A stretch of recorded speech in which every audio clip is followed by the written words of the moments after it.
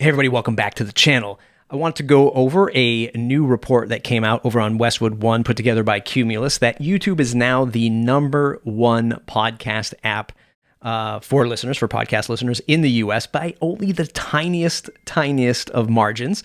But it is now the #1 app in the US for listening to podcasts, at least for the month of April. And maybe it'll change, but it's still pretty high up there above Spotify. What I want to talk about today is what we do for you at Castos in order to help you publish to YouTube, and then give you some other tools and strategies that I use as a busy podcast publisher, because I know you might be thinking, oh my God, I have to go now publish to YouTube. I have not done this before. I've not come up with a strategy. Hopefully I can point you in the right direction and at least get you started off into the races a little bit smoother. I'm going to link up this post. It's a pretty lengthy, detailed report on all the stats, all the analytics. If you want to read it, it's going to be in the description below. In your Castos account, if you go to your username at the top right corner, go to integrations, click on YouTube republishing. What we do is you can sort of one-click connect your account to your YouTube account. So you go through the authorization of clicking on it, entering in your Gmail address, it syncs up to your YouTube account. And then you can define one static image for every episode that goes out to your YouTube channel, just like you see right here. This is our audience podcast. And every time you publish an audio file to your Castos account, which goes out to your podcast listeners, we publish it to YouTube for you. So this is a no-brainer if you want to get on the bandwagon of, now the most popular podcast listening app in the US. It makes it dead simple for you to just publish directly to YouTube. You don't have to do anything else. This is for folks that are on our growth plan, the one that's right in the middle. And with that, you also get our headliner integration, which I've covered in other videos. Reasons why you should want to publish to YouTube? Well, it's another channel of distribution. The integration through Castos makes it dead simple, so you don't really have to think about it. You can enhance it and we're going to talk about that in a moment. But it's great for SEO, and it's great for that thing that we're all trying to do, is discoverability. People, using YouTube, the second largest search engine in the world behind Google, its parent company. Anyone searching for the keywords in your title or in your description, it'll be found on YouTube. And if you're creating content that's searchable and has this evergreen effect, and you are using the keywords that people are looking for, chances are you're going to increase the downloads to your podcast, because they're going to potentially tune in to YouTube. And then maybe they aren't a diehard YouTube app user. They will go and subscribe to your podcast, or maybe even buy a premium subscription show that you're hosting at Castos. The point is, at Castos, we do make it really easy for you to connect up and automatically send that audio file over to YouTube. Now, if you want to get more engagement on YouTube, well, if we go back to that report, if people do prefer YouTube for obvious reasons, for watching video content on YouTube. And it's kind of funny because, most people aren't looking at Apple Podcasts and Spotify for YouTube content or for video content. So of course, video content is going to excel on a video platform. If you do want to take it to the next step, that's when you should record video content for your podcast. And that means when you record your podcast, you should be also recording video. Now, you can't send video through Castos into YouTube. Too much data, and we just don't support that right now. In our pro plans, you can host video if you do want to send it to Apple, but that's a whole other Apple feed for video only. Or if you're selling video courses with our pro plan, that's another reason to use video. So you could enhance the experience of YouTube for obvious reasons if you started recording video. Now, I want to talk about a tool that I use, and I only use the free version here at Castos. It's a tool called TubeBuddy. You can get started for free.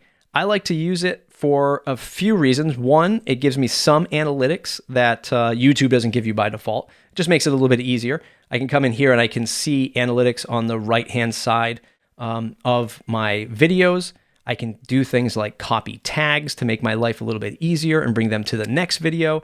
I can do templates for my description through the TubeBuddy platform. So if you want to come back into your YouTube account and put in things like chapter markers, links, all of that stuff, TubeBuddy does make your life a little bit easier. For sure, if you buy their pro plan, which I don't know what the price is, but you can do mass changes across all videos. So if you've had hundreds of videos published to your YouTube channel, but you don't want to go back to every description and add another link, like add a subscribe link or add a new product link to whatever it is that you might be selling, TubeBuddy will do all of that stuff for you, which is really cool, and really powerful.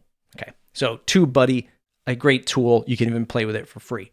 Another free tool, which I think a lot of us are used to using now, but maybe this is the first time you've ever jumped into YouTube and you're like, where do I make great YouTube thumbnails? Canva. You can start creating free Canva, free YouTube thumbnails using a free Canva account.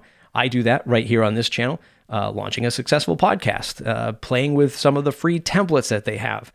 Really easy to use Canva is, and you can come in and you can modify this stuff. In fact, I would say that if you want to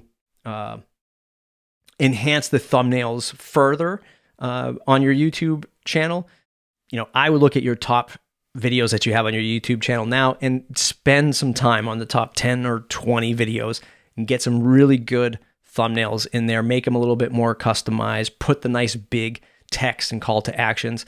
They say that putting faces in YouTube thumbnails are, another way to add more clicks to the videos for sure, add some personality, whatever, add some connection to the person that you're watching on YouTube. I don't know. I don't think this face helps this face do any better on getting clicks on YouTube. So Canva, use that for YouTube thumbnails. And lastly, another product that we've covered extensively on this channel is Dscript. Now, if you aren't ever going to make a, let's say, video podcast, like you're not going to get your host all in a Zoom room and record the audio, or use Riverside or Squadcast and record all that audio and video and upload those files. Like, it's just too time consuming. It's not something that I'm really interested in. I'm fine with shipping the audio through my Castos integration. You can use Dscript as a great way to make audiograms, and it creates a video file. And even the short ones you could upload to YouTube Shorts, which is, the typical Instagram Reels, Stories, TikTok, Snapchat video competitor, like a lot of folks are doing, a lot of social media platforms are doing. But you can create really rich video files out of your podcast if you use Dscript. And you can play with fonts, graphics, colors. I've done a ton of videos on that, and you can go back and watch those videos on how I make these files. I just made one this morning for a podcast that I do. And it's so simple and easy. And we also integrate with Dscript. So if you're editing your shows, your podcast in Dscript, you can publish right to Castos using Dscript by going to Share, Export, More, and then you can go right to Castos. I don't have this computer connected to Castos, but you can connect it up right there. Very easy, pretty intuitive, and it's a great way to create video content. So YouTube is now king, air quotes. If you're watching, if you have this minimized in YouTube, you don't see me doing the air quotes, but if you're watching, it's air quotes. It is now the king of podcast listenership, at least in the US. Castos makes it easy to publish directly to YouTube with just authorizing, and it's on autopilot after that. Use TubeBuddy to look at stats, make managing your YouTube account a lot easier.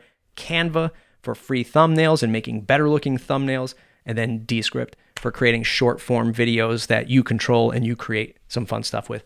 I hope that helped. What do you think about YouTube as the dominant source for podcast listenership in the US? Do you use it for podcast listening? Let me know in the comments below. Have any questions, reach out to us at castos.com. Thanks for watching, and I'll see you in the next video.